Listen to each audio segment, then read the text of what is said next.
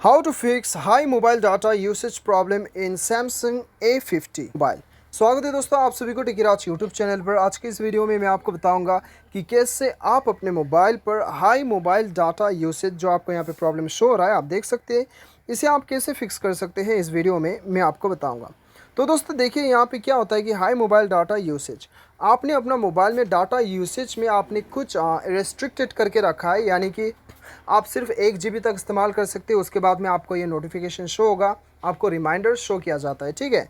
तो आपने किया भी नहीं होगा सेट, लेकिन कभी कभी ऑटोमेटिकली भी हो जाता है। तो ये केस में आपको क्या करना है, सबसे पहले तो इसी के ऊपर आप एक बार क्लिक कर लीजिएगा।